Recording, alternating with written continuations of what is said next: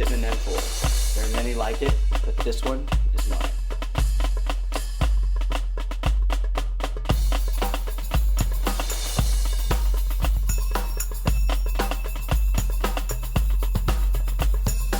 Today we're going to be going over my Tippmann M4s and what I've done with them. I've made basically a regular size M4 length one, and I've made a Shorty, and I'll go over the Shorty one later, so I'll put this one off to the side. So out of the box, the Tippmann M4 comes with this stock. It's kind of a flimsy stock. I mean, it's a very strong plastic. I don't think it's going to break. It's a fine stock. It'll work out of the box, but anytime I get something, I modify it right away. It's just something that I do. So this is the stock that comes with it. Out of the box, it comes with this rail system. It's kind of a flimsy rail. I mean, it'll do the job. If you watch a lot of other people's videos, they still run this rail system, but right off the bat, that's the first thing that I changed. So apologies for the voice. Stayed home with the flu today, so I'm not working, which is actually the best time for me to make videos because the wife and kids are gone. And hopefully the dogs don't run around, make too much noise. The first thing I did was I changed out the rail system. I didn't like the stock rail system. There's nothing wrong with it, it just wasn't my style. I went with the Magpul extended rail system. It's about 3 inches longer than the first generation one. I had that one in an A-Tax, which is, I had the whole set for my Real Steel AR. But basically it was this color, but it's about this short.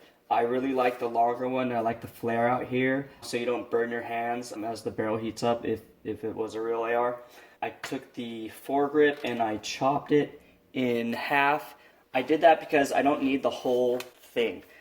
I don't grip it like this when I shoot. I grab it like this. So I only needed it to catch for the way I grip it and the way I support. Sometimes, after long days, I do retract back to the magazine the way, we were trained, because when I was in service, we never ran stoppers or front pistol grips. We just tucked it right here. I run a Surefire light for night operations. It is in thumb's reach of if I do want to grip that way, but I like the pressure switch a lot better on the top, so I went and ordered that, and we're going to run that right here.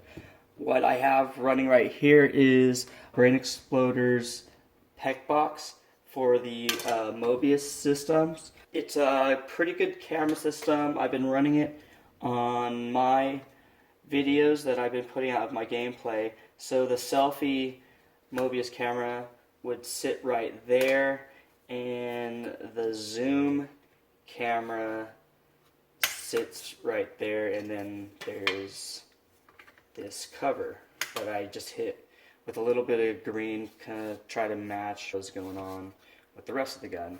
I'm probably going to go ahead and go with the RunCam hex box system that Brain Exploder did, and hand this one off to my son and incorporate his feed into the videos.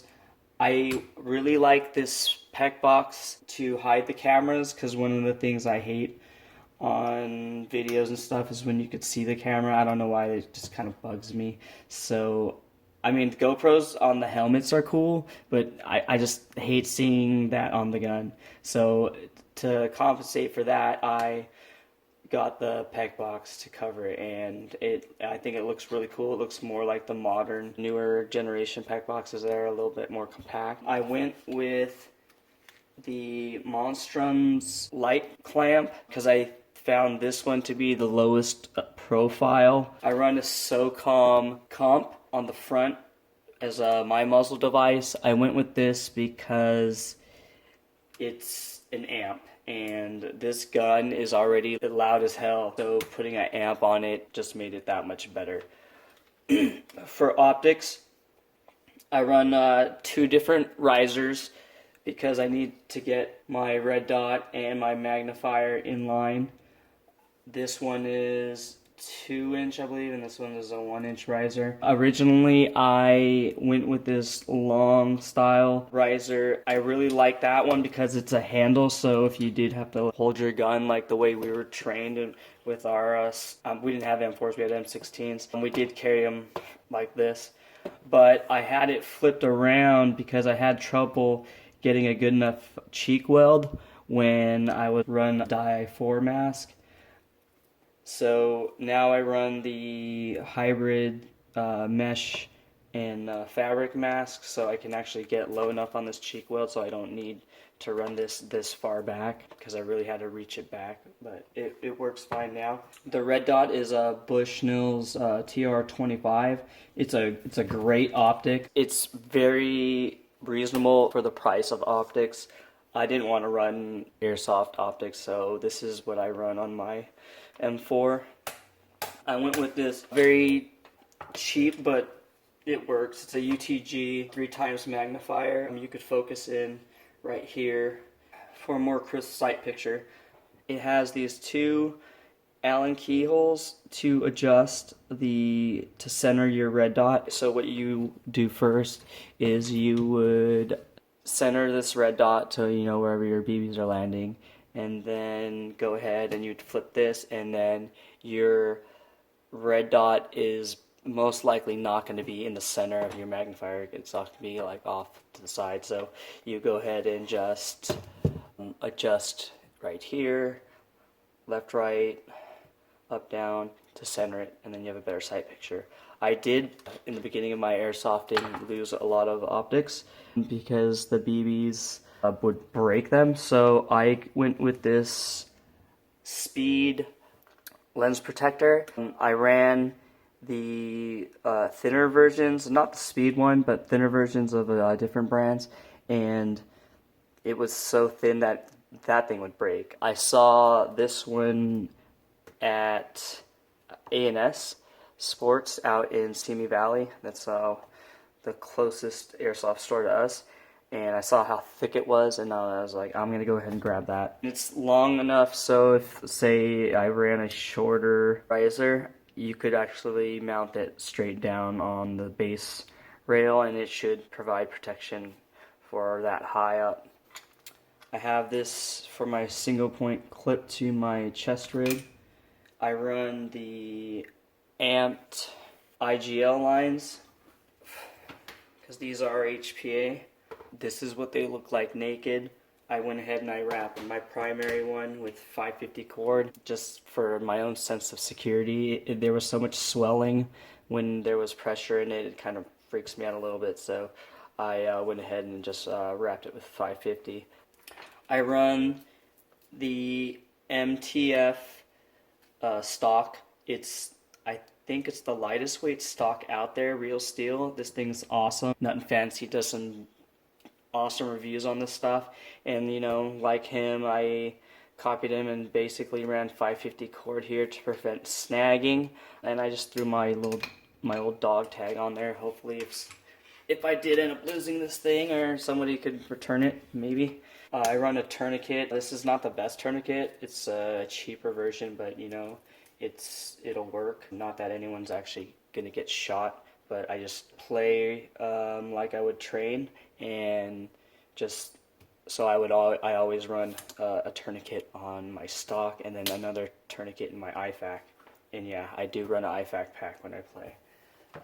I haven't been able to change out the pistol grip. I mean, other than maybe filing this nub down for more comfort and maybe stippling it myself.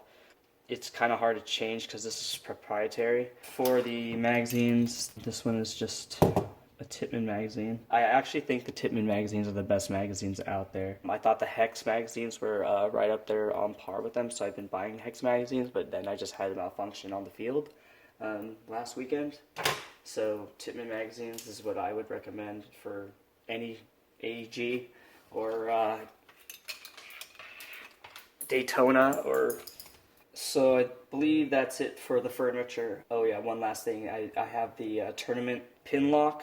So basically I can't adjust the FPS mid-game. It's kind of like a tournament lock on the air rigs of people that run like Polar Stars and stuff like that. What I really like about the Tippmann M4 is the adjustability. How easy it is to change the rate of fire. To the hop up isn't as easy as an AEG, but it's doable.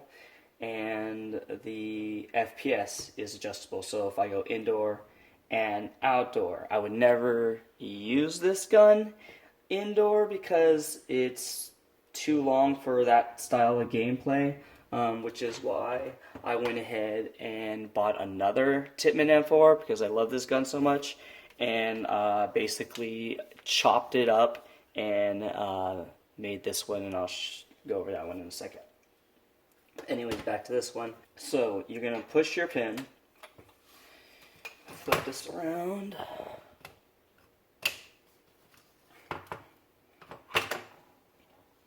Now with this one, you don't have to worry about the bolt coming out. This bolt internally is not stock. This is Advanced Airsoft's recoil enhancement device, specifically for the Tippmann M4, and they're based out of Hawaii. This thing is freaking awesome. You're gonna increase your rate of fire, or you're gonna have that option. It's gonna shoot faster, and the recoil enhancement device is basically that. It enhances the recoil. Coming from a real steel environment and getting into airsoft, AEGs weren't providing any kind of kick, and Polar Stars definitely there's no kick on there either. But this thing has a kick, kind of like a gas blowback, but the reliability on Tippmann M4 is going to be way better.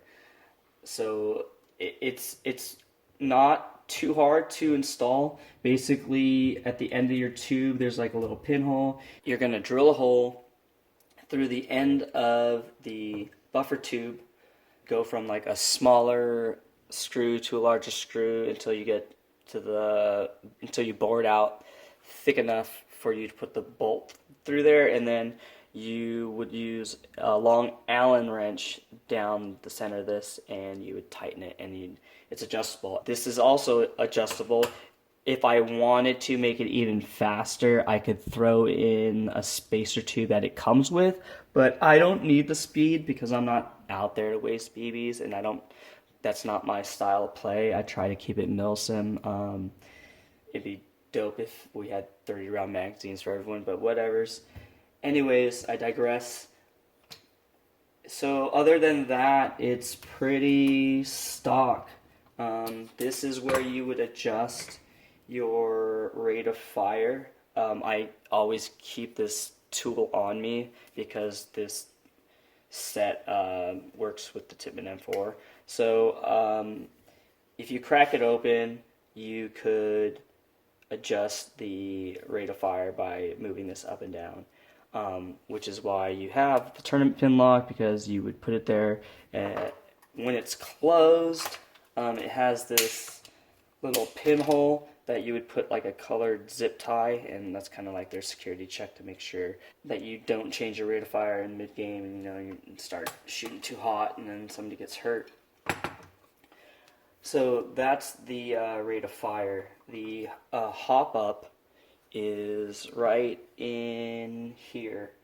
So you would go in here, you would turn it here ever so slightly to adjust your hop up when you're in the field. And you do it midfield because you have to adjust your hop up depending on weather conditions, temperature. Say you're running a different weight of BBs, like different fields max out at like 3.0s, and so, or they don't allow 3.0s, like 2.8s is the only thing they got. So you're gonna have to make those adjustments. Also on the FPS limits, you're gonna have to make those adjustments. For FPS, it's gonna flip this around, and I don't know if you could see that right in there, and that's how you adjust your FPS. I wish it was a lot easier in the outside because I hate breaking this thing open just to keep adjusting it, but that's part of chronoing. So to close this, you would just push the bolt forward, make sure your pin is open, push the buffer tube back a little bit so it could fit, and then put the bolt through, and that's it. And that's my M4 carbine Tippmann M4 setup, and that's how I run it.